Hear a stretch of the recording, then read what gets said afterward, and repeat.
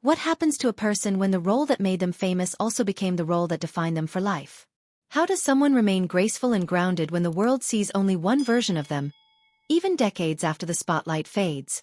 And can a woman raised in the quiet countryside of Louisiana ever truly be at peace after Hollywood turns her into a household name? These questions surround the remarkable life of Donna Douglas, the woman forever remembered as Ellie May Clampett from the Beverly Hillbillies, yet so much more than that single character ever revealed. Born Doris Ione Smith on September 26, 1932, in the tiny town of Pride, Louisiana, Donna grew up with strong Southern values, faith, and a deep connection to nature and animals. These early roots didn't just shape her. They carried her through life, through fame, and through every high and low that followed. Her early beauty pageant wins as Miss Baton Rouge and Miss New Orleans opened the doors to modeling and acting. But behind the camera flash and applause stood a young woman with genuine warmth and a gentle spirit. Her earliest screen appearances were modest and often uncredited, but it didn't take long for her natural charm and comedic timing to catch the industry's attention. Her 1962 appearance in The Twilight Zone's haunting episode, Eye of the Beholder, showed that she wasn't just a pretty face. She had a presence, a spark that couldn't be ignored. Then came Ellie May Clampett. In 1962, Donna landed the role that would change her life. She became the sweet, animal-loving daughter of a backwoods family that struck oil and moved to the glamour of Beverly Hills. The Beverly Hillbillies exploded in popularity, running for 9 seasons and turning Donna into a beloved icon. Her deep Southern drawl, her genuine affection for animals, and the innocence she brought to Ellie May made her a standout. Viewers across America saw her as the barefoot beauty who brought charm and honesty into a world of luxury and confusion. But while fans loved the show's humor and simplicity, few knew what it cost Donna personally to keep up that image. Even after the show ended, Ellie May never left her. Reruns kept her on screen, and fans kept the character alive. But Donna Douglas refused to be boxed in by her most famous role. She embraced the fame with humility but worked hard to make sure people saw the woman behind the pigtails.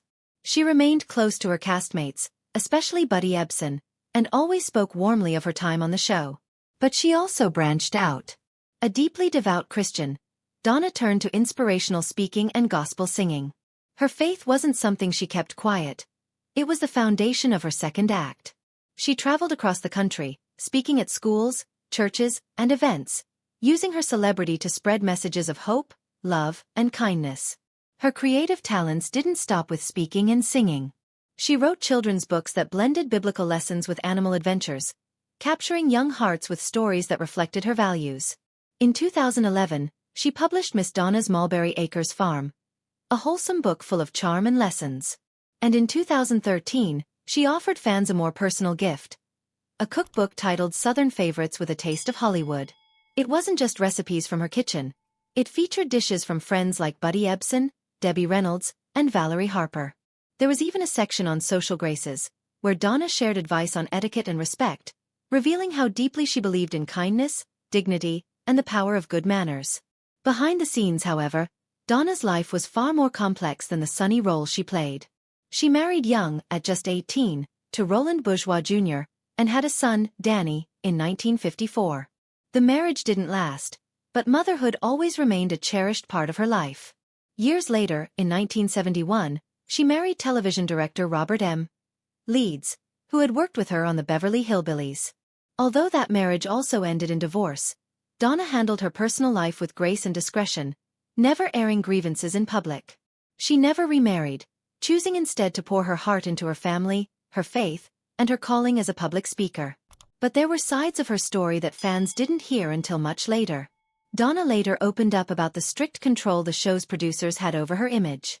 She was contractually bound to maintain Ellie May's wholesome appearance even off-screen. Public appearances required modest, Southern-style dresses, and any project that strayed from the character's image was discouraged or denied. The producers carefully shaped what the public saw, often at the expense of Donna's artistic freedom. She later admitted this typecasting had limited her career and stifled her growth as an actress, a fact that frustrated her but one she accepted with surprising grace. She also revealed tensions among the cast, something viewers would never suspect. While the on-screen family looked close-knit, not every relationship was smooth. Donna and Nancy Culp, who played Miss Jane Hathaway, clashed often due to differing personal and political beliefs. They worked professionally, but behind the scenes, there was friction. Donna's honesty about these behind-the-scenes challenges painted a more realistic picture of life in Hollywood. And then there were the sets themselves. What looked like luxury on screen was often far less glamorous in real life. The Clampett mansion was filled with repurposed props, and the famous cement pond was just a studio set that needed constant upkeep. Even the animals she worked with, beloved by audiences, could be unpredictable and exhausting.